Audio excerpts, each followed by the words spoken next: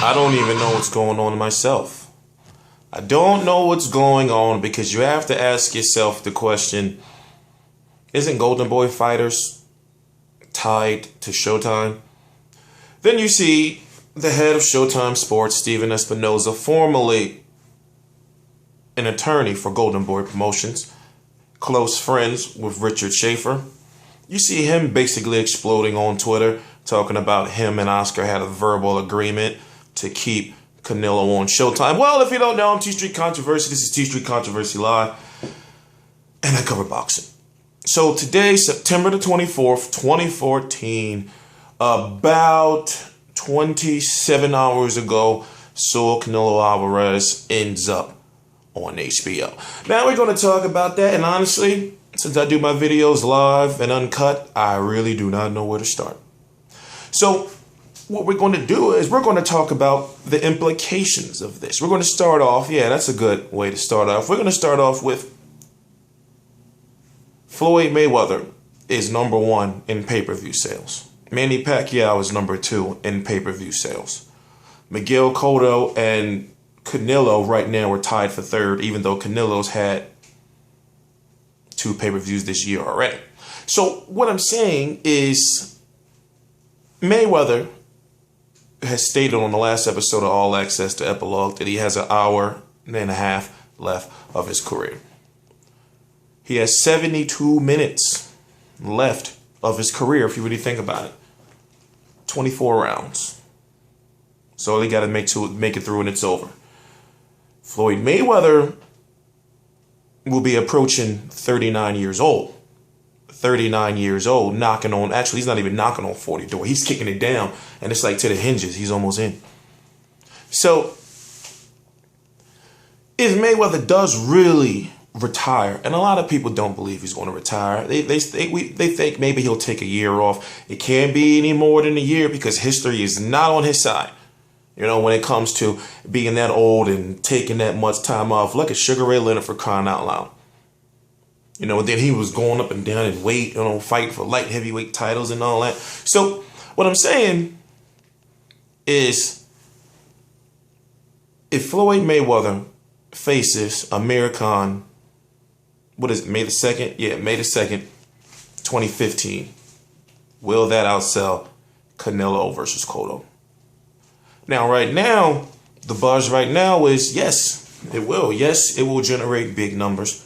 Mexican versus Puerto Rican. And also, it will bring that disdain for Floyd Mayweather in a Mexican community on a Mexican holiday to say, no, fuck him. We go and watch Canelo and Cotto. Because remember, if you notice, a lot of the fans at Floyd Mayweather fights are usually cheering for the Floyd Mayweather opposition. Mostly Hispanic speaking. And basically, he'll tell you himself. He's, I got a burp, I'm sorry. That's what I was trying to hold in, but the laptop's going to die. Not bad. But he tells you himself that the fans are there to see him lose for the most part. Oh, there it is. That people are there to see him lose for the most part. And that is true. So, for example, look at Mayweather versus McDonald 1. And I want you to ask yourself, okay, Mayweather versus McDonald 1. Floyd Mayweather won the fight, but Marcos Maidana won the event. Because when you're leaving the ring last and everybody's chanting, Chino, Chino, and it's just like a party and you just lost the fight, then what does that tell you about the crowd? And then often you notice that whoever the Floyd Mayweather opponent is, go back and watch his fights. Go back and watch Robert Guerrero. Go back and watch Saul Canelo Alvarez, Marcos Maidana 1 and 2, Miguel Cotto. The crowd is somewhat, how can I put it? The crowd means that they're there to watch him lose. You know, and I'm not trying to stay on that subject, but if you think about if Canelo versus Cotto happens in May, and you got Floyd Mayweather versus Amir Khan, they must be relying on those UK people and all the Pakistanis to come over here and buy the tickets. I just don't think that with Carlos Molina, and no, not that Molina. And I know you'll be like, why are you always saying it? Because people don't know. You got to treat your videos like they always the first one. I'm not going to curse you out. But you'd be surprised some of the comments I get, like I just don't know what I'm doing. Anyway, you got Carlos Molina. You got Julio Diaz. You got Luis Collazo. So, Amir Khan's supposed to return on December the 6th. And guess who else is supposed to return on that date? Saul Canelo Alvarez. But here's the crazy thing. Now listen to me. Here's the crazy thing. So if Canelo is going to be fighting on December the 6th on HBO with Golden Boy Promotions, then Amir Khan is working with Golden Boy Promotions too. Thank you, Al Heyman. Thank you so much. So what I'm getting to, you know, and let me close this part out. Canelo and Cotto, in my opinion, will sell. Yo, get out of here. It's the dog. Cage. Harassing me. I'm never getting no time to myself. Anyway, if you get Mayweather versus Amir Khan, and you got Canelo versus Cotto on the same day, a Mexican holiday, Cage! Jesus. Anyway, I'm sorry. But I'm just trying to figure out, why would Mexicans go to a Mayweather fight if Canelo and Cotto was, and I'm talking about, let's say if the fight was in July, then maybe Mayweather versus Khan would have a better chance of outselling Canelo versus Cotto. But the fact that it's on a Mexican holiday, and what are they going to buy? Listen, to all my Hispanics, whether you're from Spain, Argentina, you know, whether you're from Philly, but what I'm saying is, what pay-per-view are you going to buy? It's hard for me to think that, oh yeah, well, Mayweather fight, but damn, we got Canelo and Cotto on another channel. Floyd Mayweather's in trouble. You know, and I know, hearing it from me, I know, go ahead, lash out in the comments, lash out. And I'm going to say,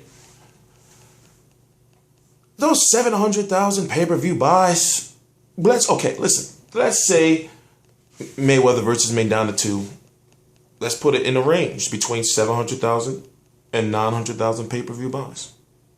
So, no matter how you put it, and whatever excuses you want to make up for what's going on, there's always a business aspect and a business side to boxing. You know, and if you don't look at that part, it's hard for you to really give a good opinion on what fights should be made and why they're not being made. You know, so hold on, TstreeT Controversy Live. Oh, please subscribe. This video and all the websites and all that right down below. Real Combat Media in the inbox. I'm in the description box. Yeah, you know how like when your dog always trying to test you? You know, and he always doing it, and he cool until I start doing a video. But anyway, so when you look at that range from 700 to 900,000 pay-per-view buys, that means that's only one pay-per-view in those 1 in 4 that went over 1 million. And then the guy who helped you get there, Canelo, was fighting on HBO. So when I say look at the business side, I want you to look at, listen, there are people above Floyd Mayweather. Yes, he'll tell you he's his own boss. There's people above Al Heyman. Yes, Al Heyman is probably one of the most powerful people in America. Oh man, I gotta catch my breath. Oh, no wonder why. It's not controversial enough in here. Jesus. I'm like Mr. Freeze, yo, long story. Anyway,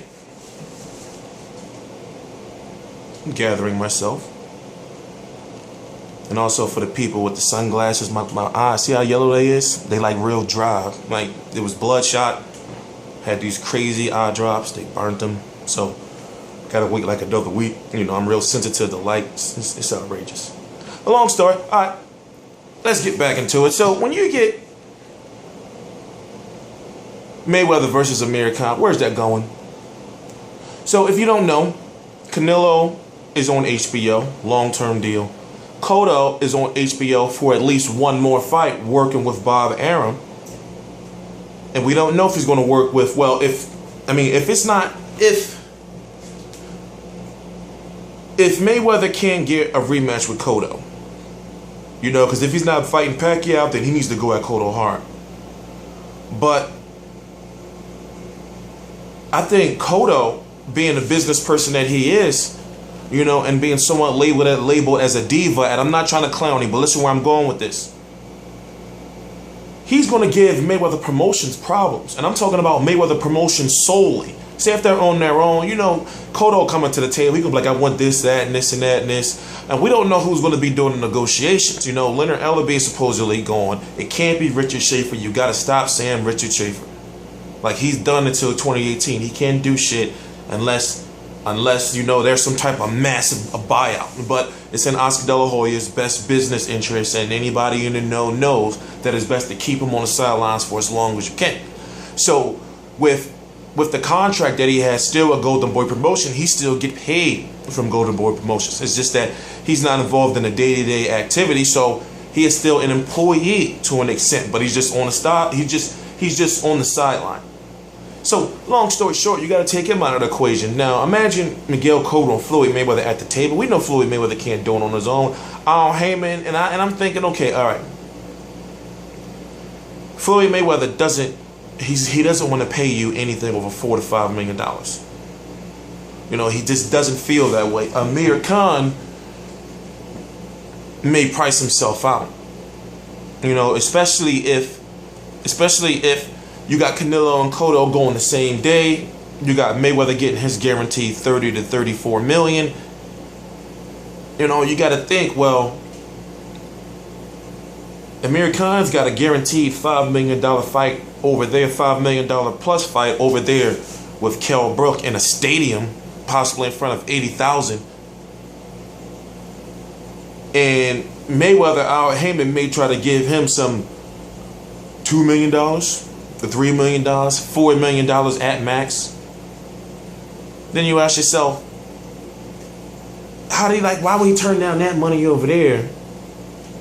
You know, and then you go fight Amir Khan in a fight that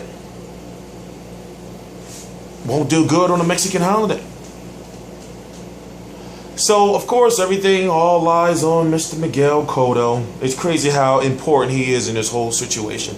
And you probably don't... Miguel Cotto is the key to all of this. Miguel Cotto is the key to all of this. But if he's working with Bob... Okay, all right. Miguel Cotto's supposed to come back at the beginning of 2014. In order for him to fight in May, I'm believing he has to come back in January. You know, and it's not going to be no big fight. You know, he should fight somebody like an Andy Lee or something like that. It'll be a tough fight. You know, but somebody like that. Then he's already got GGG on his plate, or Rubio, you know, regardless, you know, of who he fights in his next two fights. So he can fight, you know, some type of warm-up fight, then fight Canelo in the fall. And then if he beats Canelo, or if that fight is even for the WBC title, then he's got to fight GGG later on, or Canelo. And Canelo has said, you know, all the names you wanted him to say, Julio Cesar Chavez Jr., we don't know what's up with him. You got Gennady Gennadievich Golovkin. Golovkin's walking around at 165 pounds right now. And I'm sure Canelo is probably like 170, so that fight can definitely happen. And at 155, you know, if need be. So, you just don't...